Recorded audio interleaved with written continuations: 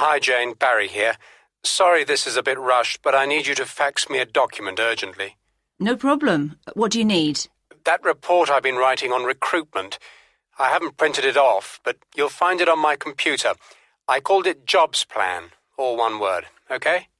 No problem. Which folder is it in? Personnel? That's right. No, hang on. I created a new folder called Current Reports. It's in there. OK, I've made a note of that. If I can't locate it, I'll call you back. Fine. It's quite a long document, by the way, so don't bother sending the appendix. We don't really need that. But include the contents page. That'd be quite useful. Shall I send it to you there at head office? Let me think. It might be better to fax it to my hotel. No, you're right. Send it here. OK. Thanks very much. Bye. Hello, Mike. Have you got a moment? Sure. What is it? The location? Yes, we can't put it off any longer. Especially as we chose the site for the new warehouse last night. We need to get organised. Exactly. We need a decision today. Where should the discount shop be then? Well, not too close to our existing branches, that's for sure.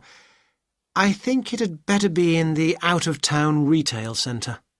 I know that's easier for customers, but the business park, which is the other out-of-town site, would be better for deliveries, which is important. But the trend is towards more and more people using the retail centre, isn't it? Well, the survey we did shows people will visit the business park if we open there. Really? I wasn't expecting that. Is it because we produce specialist goods? Does that make a difference? Yes. Are there any local grants available? Not as such, but there are tax benefits if we take on premises in the business park. Right. That's settled then. How about we...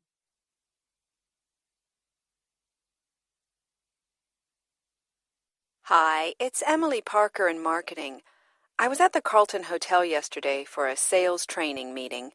I thought it would be a very suitable place to hold the shareholders meeting you're arranging. I heard you're still looking for somewhere. They've recently refurbished all their meeting rooms. I was in a seminar room. It was too small for your event, but I looked at the conference hall and the VIP lounge, and either would be perfect. Oh, except the conference hall's booked on the 25th of October, so it doesn't leave us any choice. Anyway, they're both large rooms with comfortable seating, and it's possible to have a sound system at no extra cost. We'd have to bring a display stand of our own if we wanted one. Assuming you want to go ahead with the 25th, I mentioned to the events manager there that we might want to book, so you'll need to talk to him rather than the general manager in the bookings office. The number's 357-209. Bye.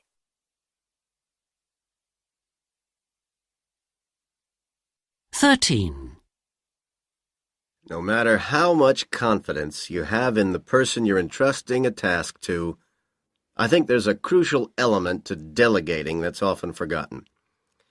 There has to be a framework in place of where and who to go to if they get stuck and need help.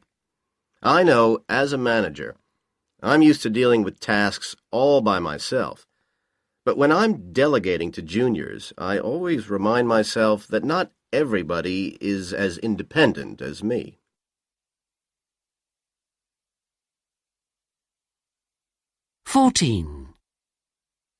If you've ever delegated to someone else and spent more time on the task than if you'd done it yourself, then it's time to review where you're going wrong. If your motivation for delegating is thinking that the other person can do it better than you, or it'll free you up to do something else, that's great.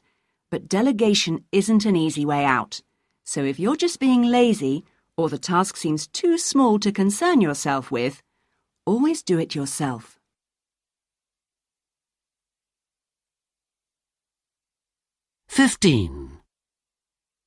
Once you've selected someone to delegate a task to, assuming you do have a choice of personnel, there's something you need to do that's too important to leave till the job's finished. It's a mistake if you don't make it clear to staff what they're doing well and what they could improve on. Some managers think it's a form of interfering and doesn't give people space to get on with the job, but I find some constructive suggestions are usually helpful.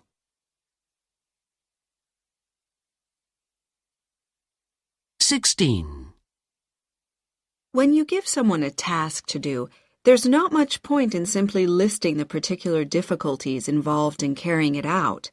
You really need to check they understand what challenges they can expect to face and how they might deal with them. So you should sit down with them and explore possible solutions. If they simply say, "I understand," it's not a guarantee that they do.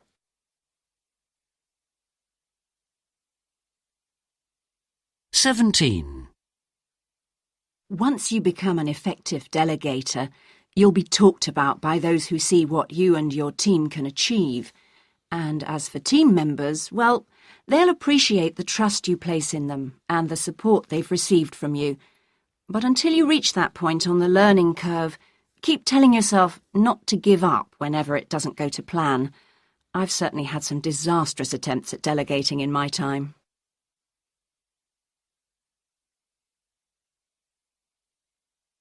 18. Our last campaign was the most successful ever. Always worried about the cost, we were on a tight budget, but the results were fantastic. Research had shown our rivals' products were more attractive, but while the ad was running, one of them had some bad publicity about their products, and we picked up a lot of their trade. Sometimes it's not how much you invest or who you use, but just being in the right place at the right time.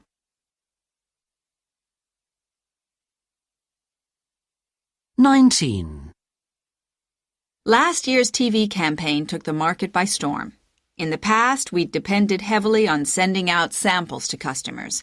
It was a cheap and, we thought, effective way of targeting our core customer base. But last year, we had the good fortune to recruit a dynamic young marketing manager who brought with him a group of people who are changing the way we do things. We're looking to produce another, even more successful series of TV commercials next year.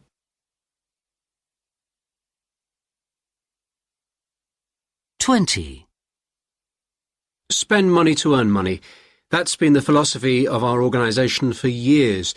The directors liked expensive-looking TV commercials which appealed to our core customers in the old age bracket. However, our last campaign proved that you don't always have to go over budget to win new customers. We thought of a new approach which our agency developed, and it turned out to be cheaper, and to our delight brought us to the attention of a new younger market.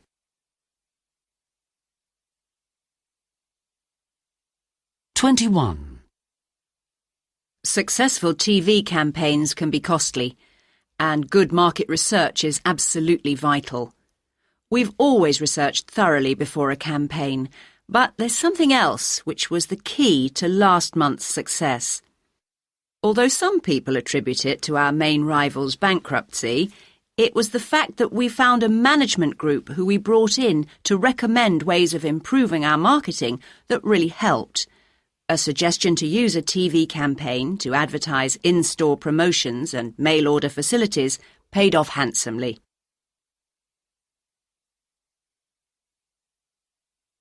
22. Consultants recommended hiring a whole new marketing team for the company, but I rejected this. We've got a good, experienced team in the company. It would have been an unnecessary expense. We decided we should put more effort into the groundwork for the campaign. Our team carried out a more detailed customer survey, and on the basis of that, our production company was able to create a commercial that was more accurately targeted.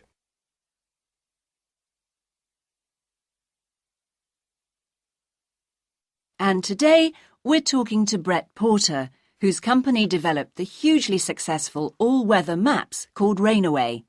These are waterproof maps that can be used by people who ride motorbikes. Brett, welcome to the programme. Thanks. You actually invented Rainaway. How did that come about?